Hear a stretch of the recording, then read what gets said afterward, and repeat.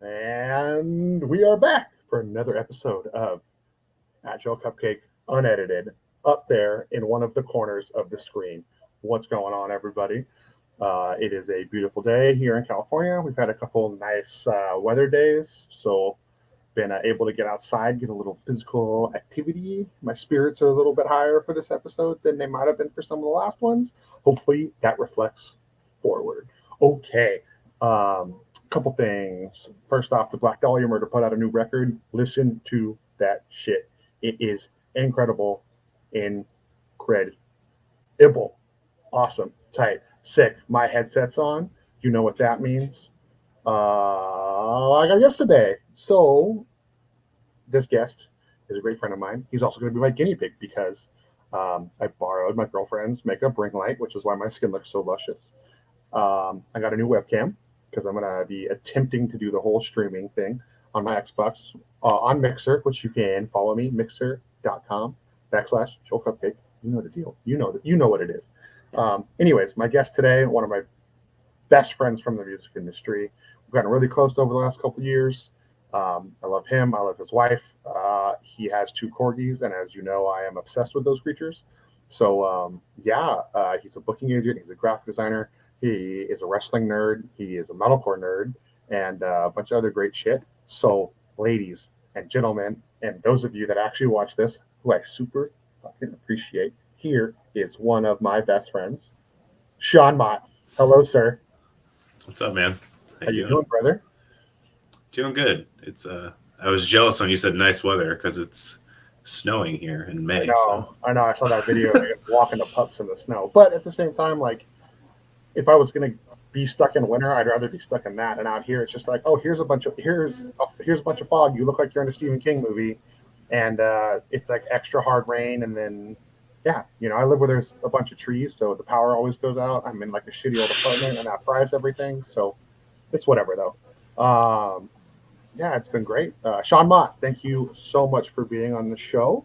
Oh man, Everybody, thank you for having me. Sean Mott does all the cute little niche graphics you see on the screen, Yes. and all my little like check me out now that you see on my Instagram and all that stuff. Sean does all that. So Sean, thank you. Everybody No problem. watching, we just hit 115 subscribers, like literally as like click record with Sean. So thank you for everybody that's done that. If you haven't subscribed and you're watching, just do your boy a favor and hit the Yeah. fucking button. Just hit the button. Just subscribe. Just do it. See, even Sean wants you to do it. You know, Yeah, just subscribe. he's straight edge, he's more handsome, and he's more intelligent than me, and he's telling you to subscribe. So that means he can't be wrong. So just listen to what he's got to say. All right, Sean Mott. You are a booking agent at Continental Touring. Mm-hmm. You are a graphic designer, as I just mentioned. Don't know why I'm repeating that. So, You also play bass in a band that was my last guest, no, my next guest. No, it was my last guest. No, I got my episodes all backwards. time is irrelevant, man. Quarantine, baby. My last guest, Frank, sings for the band The World We Knew, and Yes. Sean plays bass in that band, or did for those couple reunion shows the band just did. Yeah. Well, we were supposed to play a show this month, but obviously that's not happening. Yeah, ain't nobody doing nothing for a while. Mm-hmm. I can hear Fuji's pissed. I can hear it in the background. Yeah. I'm sorry for my dogs barking in the background. No, it's okay. Hopefully, one pops in and makes a cameo because they are adorable, so it's fine. Yeah. So, anyways, everybody, Sean and I have been friends for a while. I'm not going to go into detail on like how we met and how we got to know each other and why we started working together, because people that I'm bringing on are all doing something different during the quarantine, and I want people to get to know them, right, Sean? Yes. So, Sean hosts the Metalcore Nerds Podcast. I have mentioned it too many times on my other episodes. I appreciate I was on one of the episodes with Sean, and we discuss all things Star Wars, which is awesome. Yeah. But one of the things we bring up is how we met and like our history and stuff on that episode. So, if you want to know how me and this beautiful man became friends, you have to go listen to his podcast. You ain't getting no free There here. you go. No. All right. Now, anyways, Sean, before you did all of that, the graphic design, all that stuff, you played in a band, right? Like, what's? Yeah. Let me hear it. I want to go like. I mean, you don't have to start like baby Sean, but like It's like, let's go, like, teenage Sean. Like, hit me with it. Okay, so I guess I started going to shows when I was 16. I think I went to my first local show on my 16th birthday. I was kind of always into music, um, but I guess I just wasn't aware that shows were a thing that were possible. It just didn't make any sense to me Yeah. because I grew up in a small town. It's like pretty much Canada, and there's just not a lot there. There's more there now because it's located right next to an army base, but there's really not a lot there. And just one of the people I got, became close with, they're like, oh yeah, there's shows at this place downtown Watertown. And I say downtown, it's not really a downtown. It's insanely small. Yeah. But there was like a fun center that had shows. They had a venue in the basement. But that was before I think there was a venue because they had it upstairs because they had like just a side room. They'd have it for like hosting parties and stuff, but it was just a bunch of local metal bands. And I went and saw that, and I kind of just fell in love with it. Like I said, I was already super into music, like from everything from Newfound Glory to Take Back Sunday, Brand New, and then I started getting into like Silverstein and Census Fail and like Killswitch and 18 Visions and stuff. Yeah. But like I said, I didn't know anything about live music, but then I saw that. And then as I witnessed, there was a local scene. Bigger bands started coming to Watertown. I started venturing out to closer cities with friends that could drive. Cause I didn't get my license until I was like 17 or something, maybe 18. I don't remember. I learned how to drive through driver's eds. You were No, my parents didn't teach me how to drive, so I learned through driver's ed. So I didn't drive because I didn't have a license. Makes sense. Yeah, so I started falling in love with shows, and then I just got friends with the people putting on the shows, and I was like, hey, what can I do to help? So I would help flyer stuff. I would help work the door. And then eventually I started booking shows myself, pretty small stuff. And then I joined... I was in some bands throughout high school that were just kind of, they were like, okay. Yeah. It kind of sucked, but, I was young, whatever. It doesn't matter. And then I went to college. Sean, don't say that. It matters. Okay. Yeah. And then I went to college, but before I got to college, some of the people at the venue would be like, hey, can you try and make a flyer? And I would make like dumbass fucking flyers on Paint or whatever the fuck I had on my computer. Every promoter has been there. But don't say they're dumb. Like, I have some classic flyers that were like, here's a chicken check dinosaur I grew on my fucking first computer. Not grew. I don't know why I said that. And yeah, it's hilarious. It just looks like fucking shit. I love it, dude. I love it. Oh yeah. Like just compared now, it's just funny looking thinking back at it. And I was like, hey, I want to go to school for design. A bunch of the people I was friends with who went to different schools in the area went to the same college, so I went to college for design. And then after college, when I got my associates, I moved back home and got a job at a sign shop doing design for them and production and stuff. Cool. And then I worked in the sign industry for almost 10 years, pretty much. Well, I had different jobs doing design and stuff, but I did it professionally for a really long time. Oh, I'll see. Look at that. I learned something today. Yeah. And so as I was moving to college, a bunch of the kids I was friends with who were younger, and actually another kid who I was in one of the bands that I said was shitty in high school or whatever. It wasn't shitty. It was just whatever. We were young and didn't know how to play music. No, I understand. We started a hardcore band called Atlas. Well, hardcore is loose. So we were like we were a weird heavy band, whatever. So you were the other Atlas. That's funny. There was the other Atlas is. There's a lot of Atlases, so fair. We could be the other Atlas, but we also could not be. Like, what time frame was that? 2010 is when we formed. Okay, so that sounds about right. Because my parents live in New Mexico. You know what I mean? I have some close friends out there. Shout out to Jill and Corey. And like I have a huge extended family in the Albuquerque scene now because of them. And there was a band out there that was like some great dudes, and they were called Atlas, and it was like sick, like it was like aggressive post-hardcore, I guess is the best way to say it. Yeah. And I remember them always saying like, oh yeah, there's an East Coast Atlas. So maybe they were talking about you guys. I don't know. That would have been fucking There was a Massachusetts one too, I think. I mean, it's a very common name. No. I know it. I'm not. But yeah, that's funny. I kind of hope it was. We were the one. Well, we were maybe because we were on Irish Voodoo Records, which is based out of California. So yeah. maybe. So the name was your guys' name was out there a little bit. So maybe. Yeah.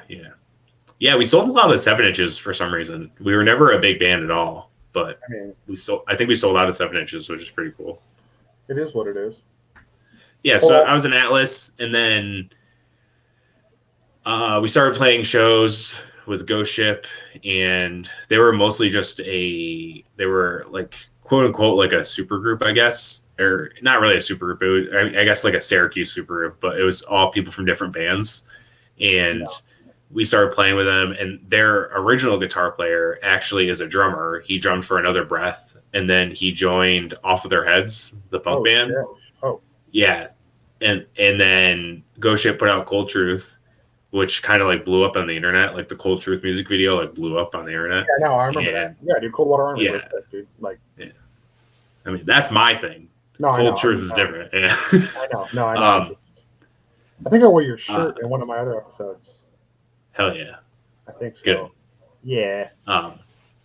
It's funny because you actually can see me moshing in the Cold Truth video because I wasn't in the band. Oh, that's good.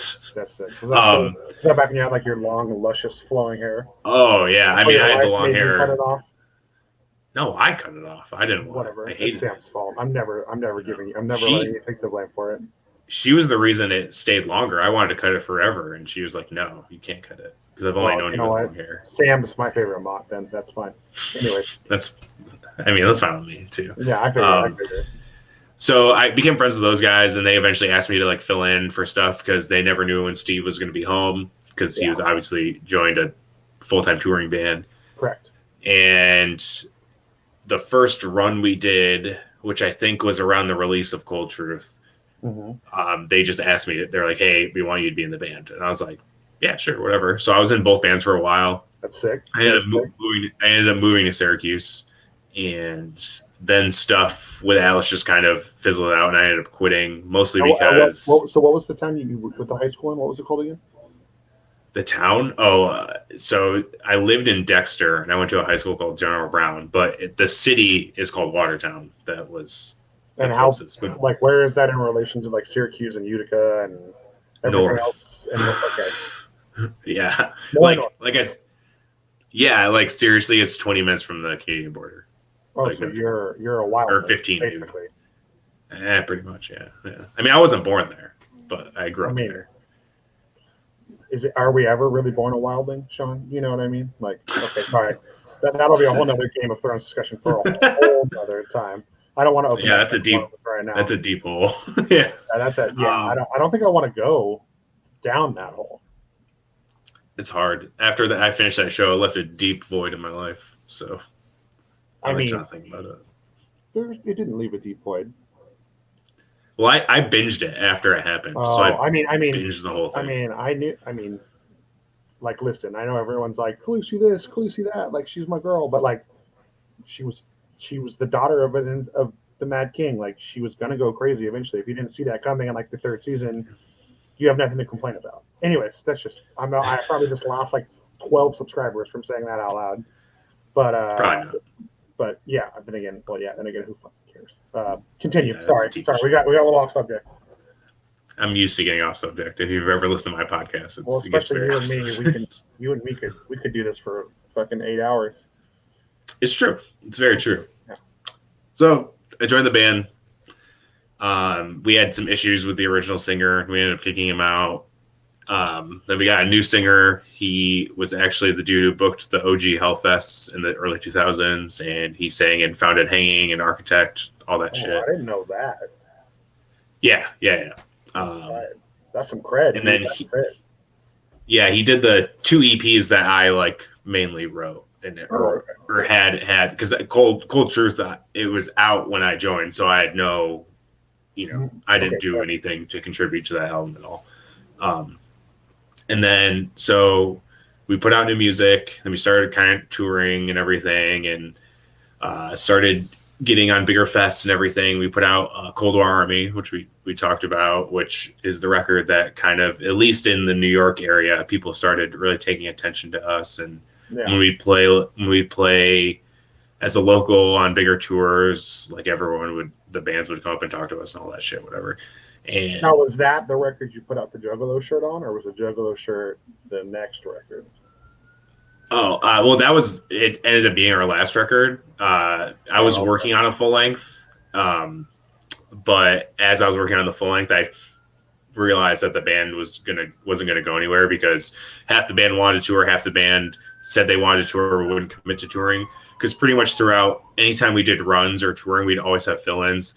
One of the last runs we did was around Southeast Beast Fest in Florida, and it was the singer and I and 3 fill-ins. Insane. Oh. Yeah. Well, one of the guys had a kid, so he kind of took a step back, and we had like a fill-in for whatever shows because it's understandable. He had to take care of family stuff, which. Yeah. But the other 2 dudes could never, because of their job. I mean, I had a full-time job too, but they were cool with letting me take time off, or I just used vacation time. Like my vacations were touring, and so I realized the band wasn't gonna work out. So we planned like a breakup thing, and we're like, hey, we're gonna end it in the last show. Try to play some cool shows and fests on the way out, and we did. It was cool, and the last show was incredible.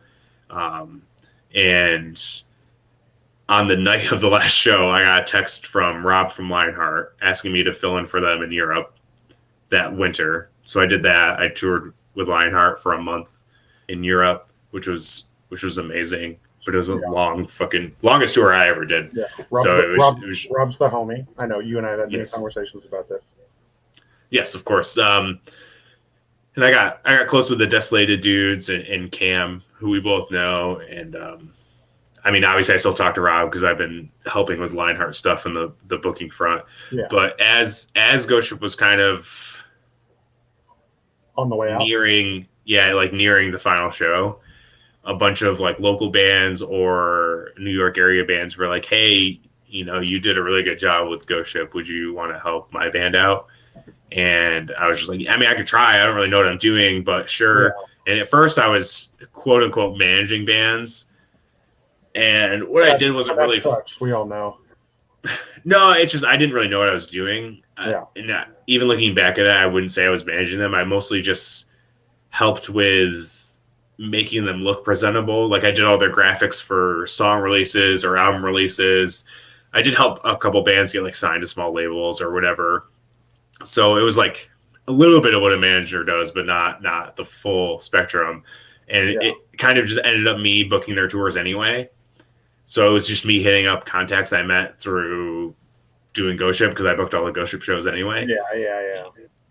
And it just kind of snowballed. And then I ended up starting the Arkham Agency, which was just, it was me and a bunch of random dudes.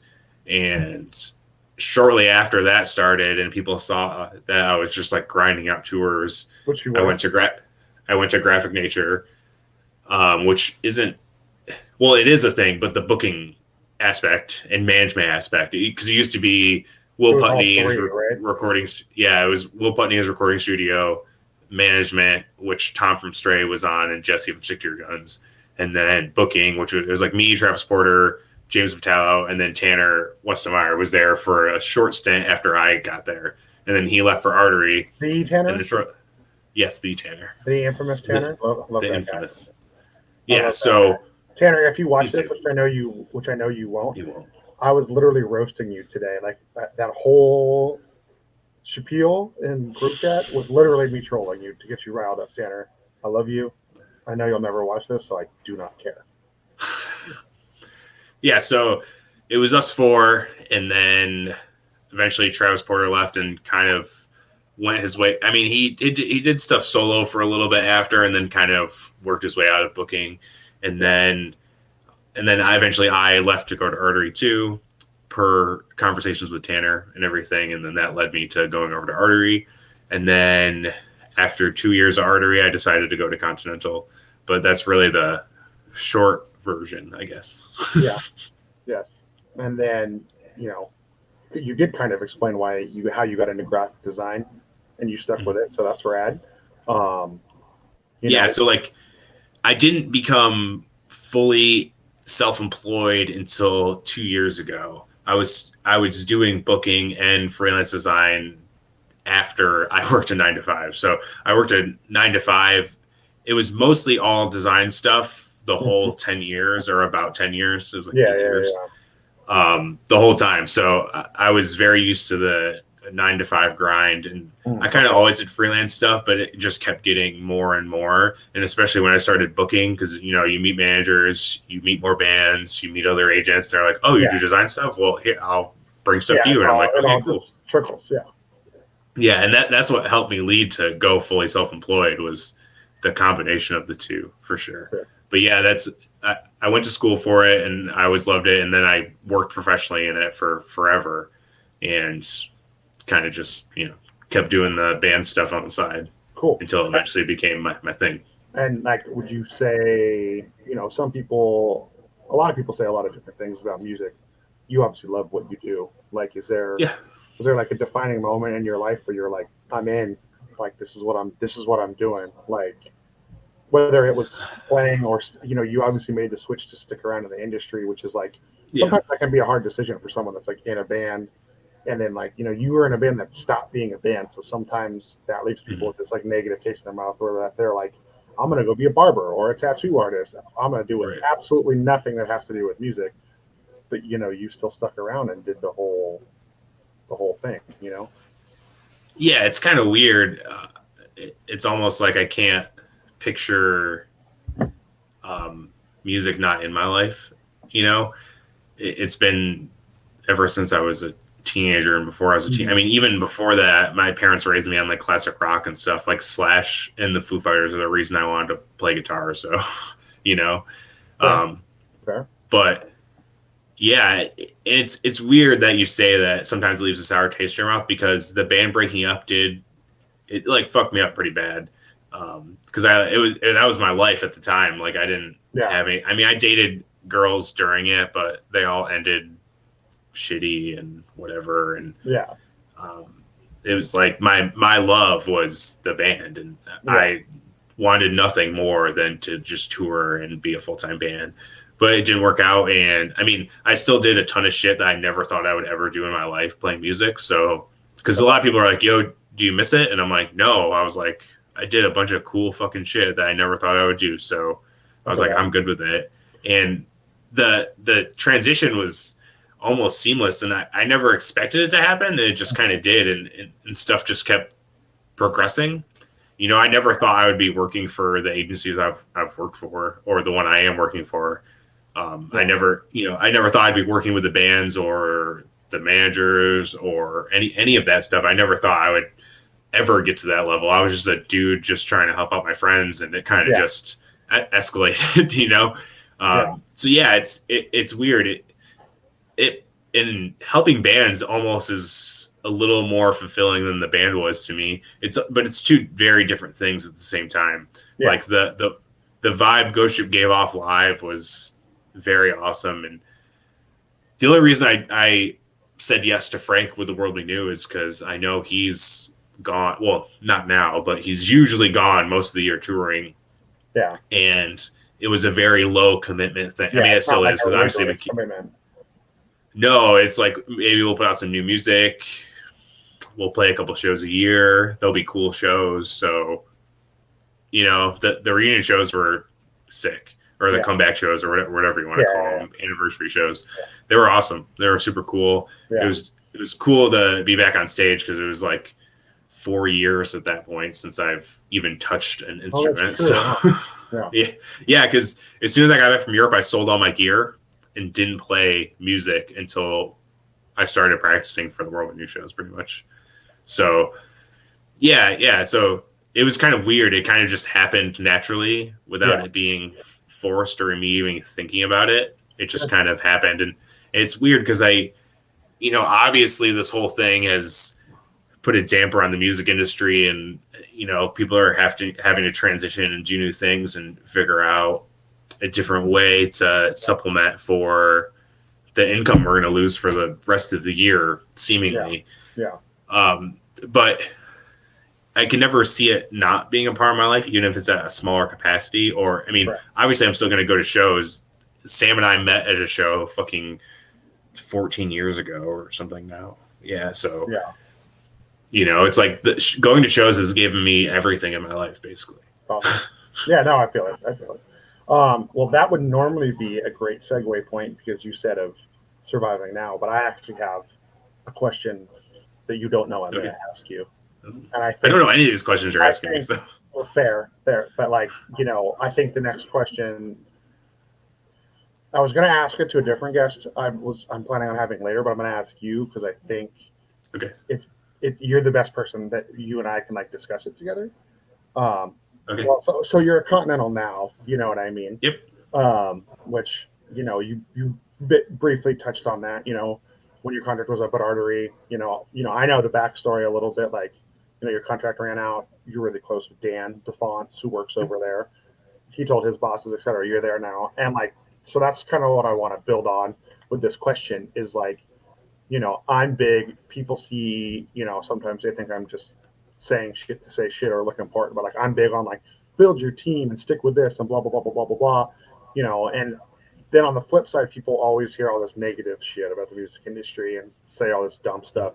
Like I think that we have like a small group of people, and we're not the only small group like this, but like you know, especially like I'm primarily a promoter. I do some of the artist management. You know, you're an agent, Dan's another agent. Originally, you guys were at competing agencies. You know what I mean? Like, I think I don't want to say it's like unique because that makes me feel egotistical, but like we have a pretty rare situation where like it's not just like me and Dan or you and Dan or me and you know, like we have like a small group of people from all the different corners of the music industry, and we've all become, I mean, best friends might be a large word to use, but like for them, like, you know, we have the different parts of the group aren't all best friends, but like, you know, you and Dan are two of my best friends. And like, how do you think taking the time to actually trust and learn to grow with people and put money aside and like become a friendly person and like actually like vex some of these interests more than on the business level? Like, I mean, like, how do you think that's helped you grow? To me, it's been everything because the relationships I've built in the music industry. I mean, you saying best friends is I mean, pretty much everyone. I mean, they're all close friends. It's like I consider most of the people I've met in the music industry who I talk to on a daily basis like a family to me for sure. You know, they've all been there for Sam and I through some of the trying times we've had the past couple of years and everything, which is the most appreciated thing in the world. We have a crazy backbone of friends and, like I said, people we consider family. But that's been the biggest thing, and I think it's what's helped me get to the place I'm at. Not like I'm some big agent at all or anything, but it's you're doing a great job. You do a great job, though. It's like I'm always straightforward and I'm always honest, and I just try to work as hard as I can. And it's all based on the relationships you build, either with a band, with promoters, with its managers, other agents. Because even if you're at competing agencies, it's important to make friendships and relationships with other agencies, obviously, which I've done.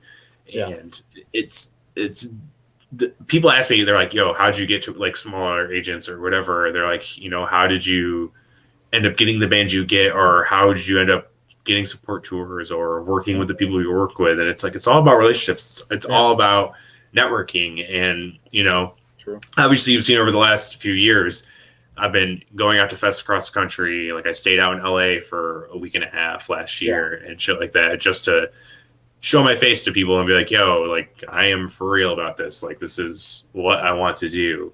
And I want to get to know you more and everything like that. It's like, that is the most important thing in the music industry. 1,000%. Even the same with bands, you know, a tour comes into town, go fucking see the band, go hang out with the bands, try and get close to them. Don't be a punisher, but try to build a legit relationship, you know?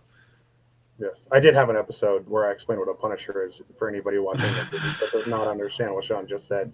That's entertaining. You can go back. It's like one of my first episodes. It's just titled Frank Castle. which is the Punisher's real name.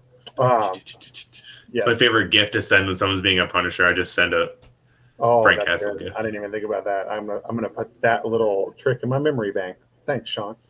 Yeah,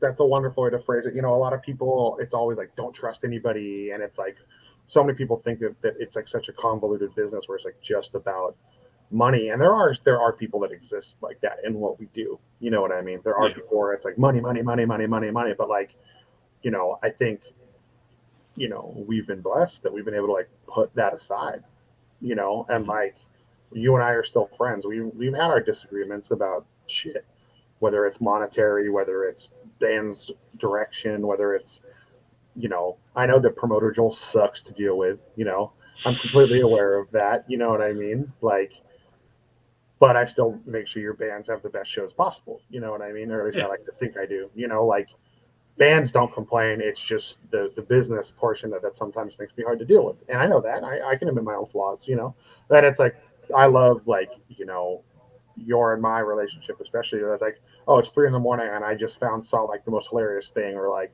oh, this wrestling thing is freaking me the fuck out, or whatever. And I send it to you right away, like boom, and it's just like, even if you don't respond, then when you get up, you text me back, and it's like, and then we can just flip the switch and just talk business, and then go right back, and it's fine. And I love that. I think a lot of my success in the last couple of years, I've learned to be a different person, and I've learned to be a better business person. But that's because I've become good friends with people I do business with. So like I've learned how to be able to like differentiate the two when I need to the most, because for the long time I was like, I just fucking like metalcore and I like to party. Like that was literally my thing. Like, and everybody knew like I'm just trying to party. Like that was like the joke line that I would always like throw at people. You know what I mean? And so obviously not really do. Obviously, I've calmed down a little bit with that. Except for our trip to Texas, we don't talk about that. You know what I mean? So yeah, I just want to kind of like hit you with that, because like I think it is important. Like a lot of people look at this like, oh, make the jump if you feel you need to. Like always do what's best for you. Always watch out for yourself. But it's like there can be a payoff from people being friendly to each other, and like sometimes you let the lines get a little blurry if you need. Okay, cool. Well, thank you, Sean, and thanks for being in my life. We're already pretty heavily into the or so category of this interview. So the main thing I brought you on to talk about was like your show, bro. So like, you said a lot of people are switching gears and finding new ways to be productive or make money, or both. Like I don't make any money from this, just like I know you don't really make any money from the podcast, but we're being productive. We're not going crazy. It's something we're enjoying doing. It's like a new outlet, and it's fun. I have a couple of friends that are doing Twitch streaming and all that. One of our friends just started trying to do that pretty heavily yesterday. And that's rad. Like, I love it. But you are doing Metalcore Nerds. I know you didn't bring it up. You are working at a local comic book shop, where you were before the pandemic, right? Yeah. Because sometimes you need a break from the music industry, right? Mm-hmm. Yeah, I mean, I have this job at the pet shop that I've mentioned a few times on this. So, like, hit me with the Metalcore Nerds thing. Like, what are you about? How'd you come up with the idea? How'd you decide you wanted to start doing that? Like, cool. Let the people know, Sean. Quick plug on that comic book shop. So I joined it I started working there almost as a joke. It's 2 brothers who run it, and they pretty much work every shift. So every fucking day. Are they good brothers? They are good brothers. Okay. I had to do it. They had help, but he went to college, so he was there, and I would go there and buy comics, and they have an awesome selection of pops and stuff too. And I was just friends with the guys, so I'd just go in and chat with them about whatever. And one day they're like, "Oh yeah, we kind of need a part-time guy, but we don't know who the fuck to, we don't want to hire some random person." And then Sam made a joke, being like, "Oh, just have Sean work here." And then like 2 days later, the owner was like, "Hey, can Sean really work here?" And I did. So I'd work there like a couple times a week. It's barely working. It's me organizing comics and pops and then talking comics with people. It's not. Yeah, you're just being a nerd. You're literally just getting paid to be a nerd. Like, it's tight. Yeah. Exactly. Yeah, I would hardly consider it working, but they are closed right now. And before they closed, they had issues with their Diamond account, which is Diamond is the distributor for comic books. So they're not even able to do curbside pickups or anything like that because their account was all fucked up, and Diamond wasn't shipping for a while, but now they are. Whatever. But they have a GoFundMe set up. It's called Fourth Wall Comics and Collectibles. You can look them up on Facebook or whatever, and then find the link for the GoFundMe. If you can spare a few dollars to help them out, awesome. This is in preliminary stages in my brain, but I'm thinking about putting out merch and having proceeds of one of the shirts go to help them because they're amazing dudes and it's such a sick shop, and I would hate to see them fall because of this. But yes. Metalcore Nerds. I love podcasts. I love nerd stuff, whether it's comic books themselves or comic book movies. As most people know, I'm insanely obsessed with the MCU. I know way too much knowledge about it than one person probably should. I mean, you're a very useful resource, brother. Like, I'm not upset. Like, I am like an encyclopedia for the MCU. It's fucked up. But as soon as it started, Sam was like, "Oh, I think I'm gonna." Twitch or start streaming on Twitch. She was playing Animal Crossing and stuff for a while, and I was like, oh, I've always thought about doing a podcast, but I just didn't want, because there's so many podcasts that are just talking about the music news or like the movie news and stuff like that, and I didn't want to just do that because it's not like I have some crazy following or whatever, so like me talking about news is kind of whatever. So one day I just thought about, I was like, oh, I can have my friends on from the music industry or whatever, from bands, and we can talk about a certain topic, keep it generalized and keep it something different, interesting. And obviously, like you said, I had you on one of the first 3 episodes. I dropped the first 3 at the same time, and now I just dropped episode 13 on Thursday. New episodes come every Monday and Thursday on all podcast platforms available. Dropped episode 13? Yes. That's funny because you are episode 14. Look at that. Look at that. Yeah, it was something to kind of, take something I really love and have a passion for other than music. And because I know a lot of my friends in bands or, you who are a promoter and manager or other agents, and just talk about something nerd related for an hour or longer. Yeah. And, people have been listening and the response has been insane. I also started a secret Facebook group for it where you post articles in it and stuff. You can find on Facebook and join. As long as you're not spamming with dumb shit, I'll let you come in. I don't care. Thanks for letting me put myself in there, by the way. Oh, yeah. I mean, if it's like someone who I know and they're not just like fully spamming their shit, I mean, I made it as a group to spam my shit, so obviously people can spam their stuff. I just don't want people who no one knows who they are coming in and start spamming their stuff. It happened the other day, and I deleted them because it was just like, if you're going to come and join this group and just spam your stuff without trying to, because I'm trying to build a community with it. So that's the main point. I think in that group, I know it's on Facebook, so it's not real life, but I don't think you deleted them. I think you put on Doomsayer and you spin kicked them in the fucking face. I think that's what happened. And then they were just magically gone. Poof. Gone. Boom. Poof. The power of Josta compels you. That's all I have to say. Yes. But yeah, it's mainly just been something because what comic book movies and comic books and nerd culture as a whole kind of was a distraction for me in a tough period in my life. And that's when I really got super obsessed with it. Yeah. But, just something, everyone can take a few hours out of their week and listen to something and hopefully, enjoy listening to it and have a few laughs with it and be a distraction for them. Because obviously what's going on is hard for everyone in one way, shape, or form. It doesn't matter what you're doing or whatever.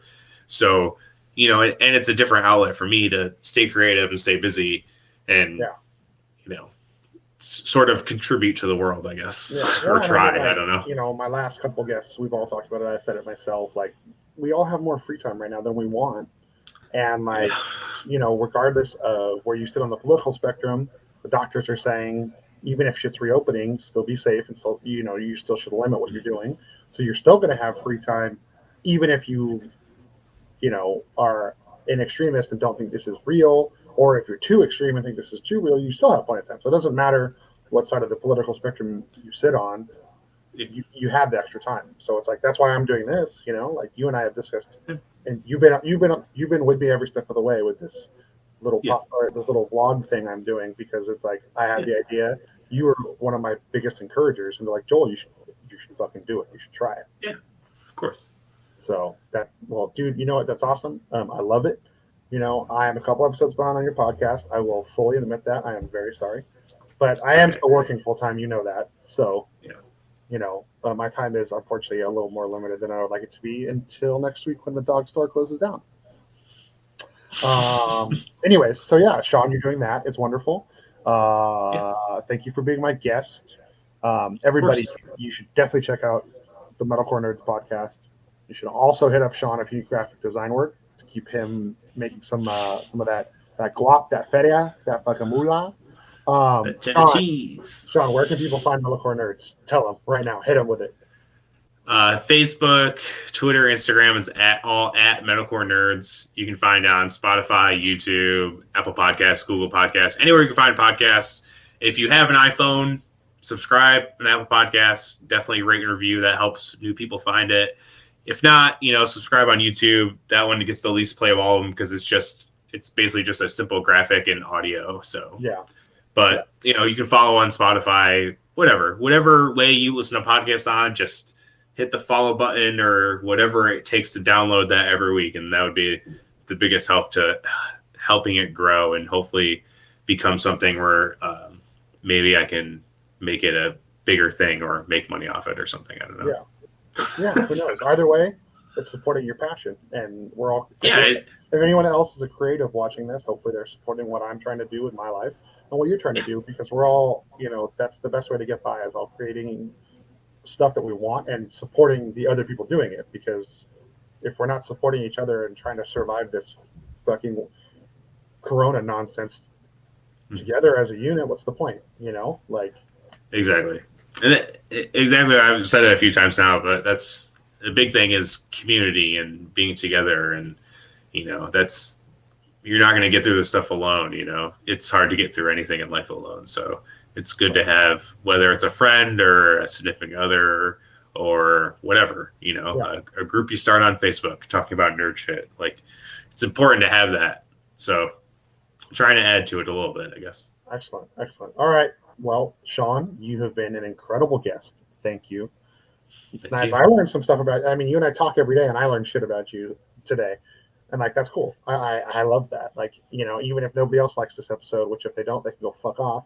I learned stuff about you, and I had fun having you on. You know what I mean? So, Sean, thank you for being on. Everybody, if you like Sean, if you think he's handsome, he is definitely spoken for. You can still follow him on the internet, Sean X Mott on Twitter and Instagram. Across the board. Yeah, just Sean Mott on Facebook, of course. I think so, yeah. Real names and all that crap.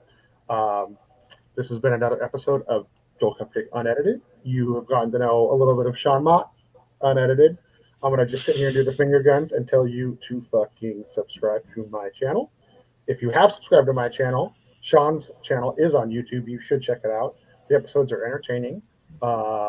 We do have a Star Wars episode that I was on with Matt Fox from Shai Halud. That was really fun. So yeah, this has been another episode with me, your boy. I'm signing off. Sean's signing off. We probably got to both go take care of our corgis. Yeah, thanks everybody for checking it out. And Sean, you have been a pleasure. Thank you so much. Love you, buddy. Love you too.